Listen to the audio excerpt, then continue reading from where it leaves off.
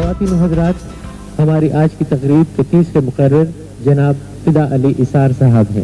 علوم شرقیہ کے فاضل جناب فدا علی اسار کا تعلق شمالی علاقہ جات حمزہ کریم آباد سے ہے۔ موصوف طریقہ بورڈ کے سینئر اسکالر ہیں اور تقریباً گزشتہ 21 سالوں سے اسماعیلی طریقہ بورڈ کی جانب سے ارض شمال میں خدمات انجام دے رہے ہیں۔ آپ اردو، فارسی اور رشس کی زبان کے شاعر اور خطیب ہیں۔ آپ کی پڑھی ہوئی نعتوں کی گونج ریڈیو پاکستان گلگت سے عاشقان محمد کے کانوں میں رس گھولتی رہتی ہیں۔ نیز موصوف تنظیم اتحاد بین المسلمین کے فعال رکن ہیں۔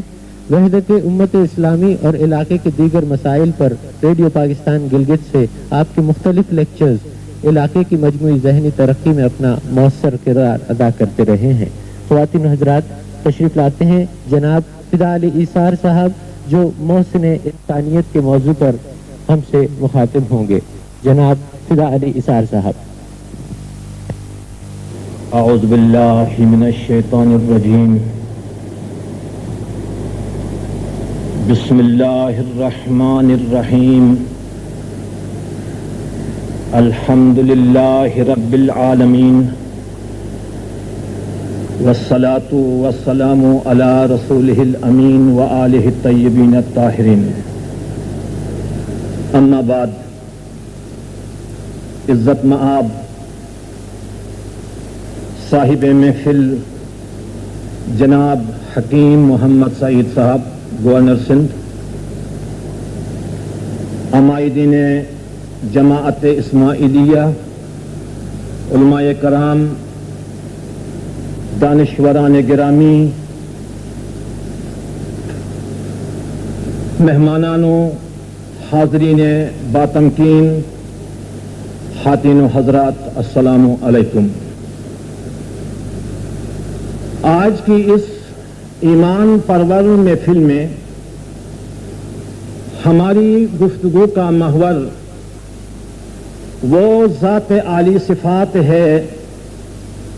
کہ جس کی بارگاہ فرش زمین پر عرش برین سے بھی زیادہ نازک ہے۔ کیا خوب فرمایا کسی صاحب دل نے، ادب گاہی زیر آسمان از عرش نازک تر، نفس گم کردمی آید جنید و بایزید انجا۔ نیلے آسمان کے نیچے ایک ایسا مقام ادب بھی ہے جو عرش سے بہت زیادہ نازک ہے، جہاں حضرت جنید بغدادی اور بایزید بستانی جیسے خاصان خدا اپنی سانس گوا کر حاضر ہو جاتے ہیں۔ یہ عرش سے زیادہ نازک مقام ادب، جہاں خاصان خدا کا سر جھکتا ہے، امام المرسلین، نبی آخرین حضرت محمد مصطفیٰ صلی اللہ علیہ وآلہ وسلم کی بارگاہ عالی ہی ہے۔ لہذا اخلاص و عقیدت کا تقاضا یہ ہے کہ ہم سراپا ادب بن کر ذکر نبی کو سن لیں اور ذکر نبی کے نور سے اپنے دلوں کو معمور اور مسرور کر لیں۔ حضرات، جیسا کہ میں نے عرض کیا تھا کہ آج ہم سب کی گفتگو کا محور حضور پرنور کی ذات گرامی ہے، تو حضور محسن انسانیت کے موضوع پر چند جملے آپ کی خدمت میں اس اعتراف عجز کے ساتھ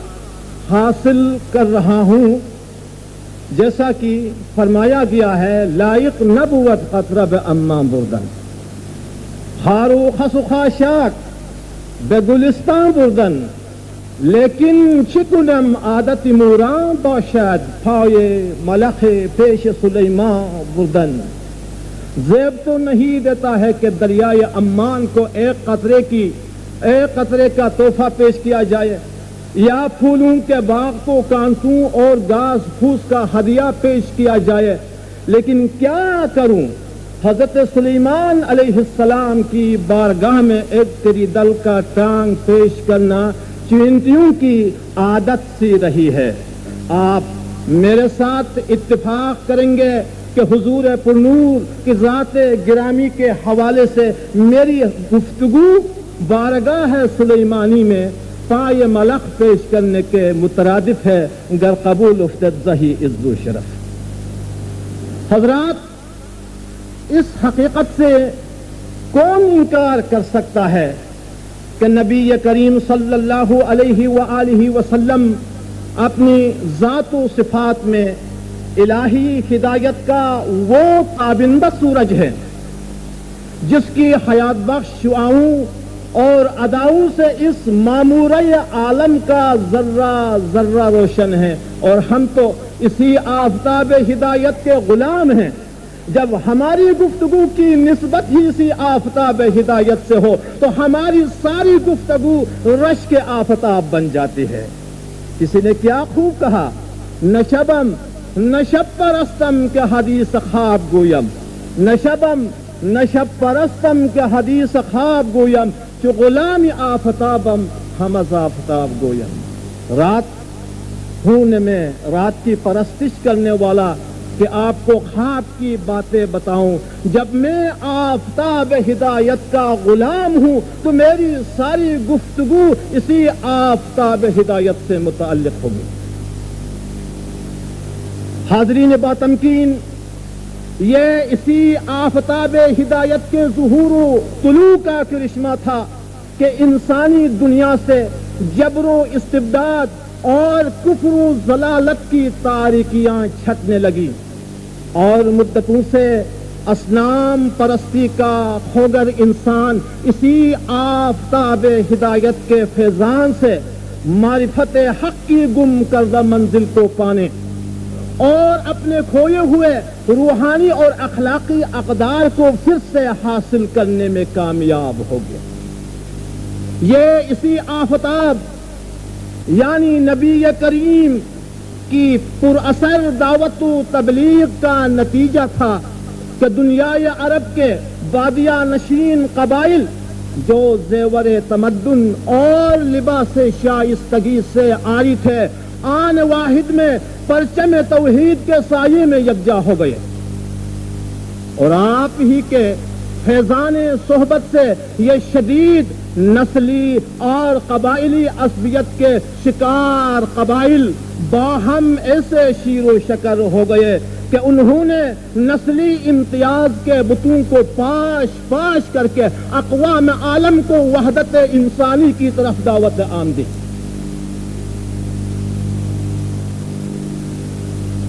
اور آپ ہی کی منظم تعلیم و تربیت کے زیر اثر یہ بدوی لوگ عالمگیر انسانی اخوت و برادری، محبت و رواداری، حقوق باہمی کی پاسداری اور انسانوں کے حسن معاشرت کے لیے آئیڈیل بن گئے۔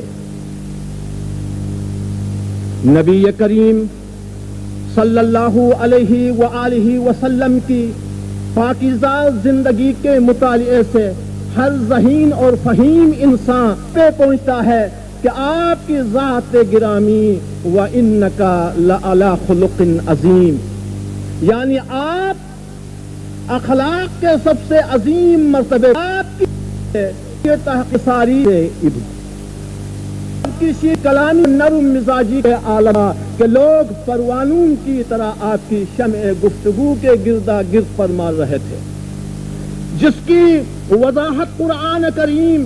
اسی طرح سے کرتا ہے وَلَوْ كُنْتَ فَظًّا غَلِيظَ الْقَلْبِ لَانفَضُّوا مِنْ حَوْلِكَ، اے رسول اگر آپ واقعتاً تندخو اور سخت دل ہو جاتے تو یقیناً یہ لوگ جو آپ کے حضور کی طرف کشاں کشاں آ رہے ہیں آپ کے ارد گرد سے بھاگ جاتے۔ آپ کا قلب مبارک جذبہ ترحم اور احساس دل گدازی سے معمور تھا۔ حضرات، یہی وجہ ہے کہ آپ ہمیشہ انسانی معاشرے کے اس طبقے کی زیادہ سے زیادہ دلجوئی فرمایا کرتے تھے جو احساس محرومی کا شکار رہا ہو، جس نے غلام، یتیم، بیوہ، معذور، مزدور، عورتیں اور غرباء و مساکین شامل ہیں، آپ کی روشن تعلیمات نے ان کو ایک نئی طاقت اور امید و یقین سے لبریز ایک نئی زندگی عطا کی۔ حقیقت پسندانہ نظر سے دیکھ لیا جائے تو ایک ایسے تاریک دور جس میں انسانی معاشرہ اخلاق عالیہ، کردار حمیدہ، شرم و حیا اور خوف خدا جیسے فضائل اور محاسن سے عاری ہو چکا تھا، اور چاروں طرف قتل و غارت، بے دردی و بے رحمی، میخاری و بت پرستی، یہاں تک کہ دختر کشی کی گرم بازاری تھی۔ انسانی روح کے لیے ایک ایسے آسمانی تعلیم و تفہیم کی ضرورت تھی جو اس کے روحانی اور اخلاقی عوارض کے لیے مداوا ہو۔ یقیناً ایسے بیمار انسانی معاشرے میں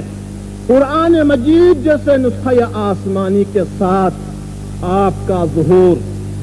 اور معاشرے کے ان اخلاقی اور روحانی بیماریوں پر آپ کی دل سوزی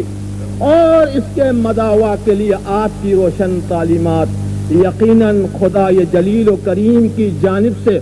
انسانیت کے لیے بہت بڑی رحمت اور احسان کا ایک زندہ و پائندہ ثبوت ہے،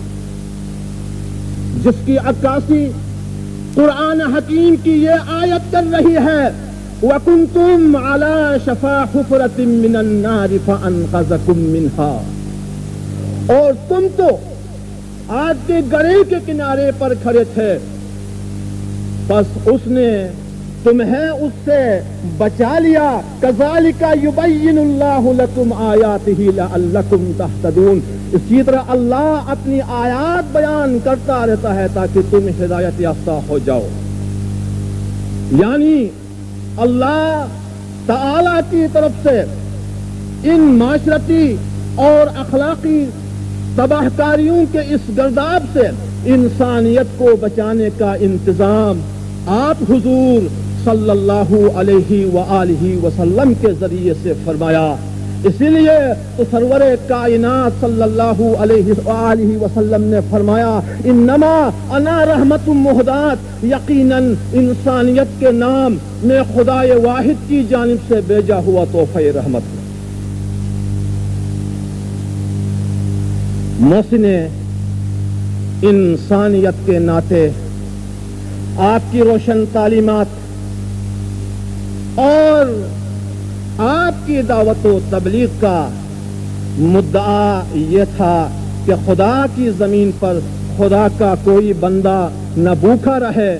نہ پیاسا رہے، نہ محتاج رہے نہ دست نگر۔ پیغمبر اسلام کے پیش کردہ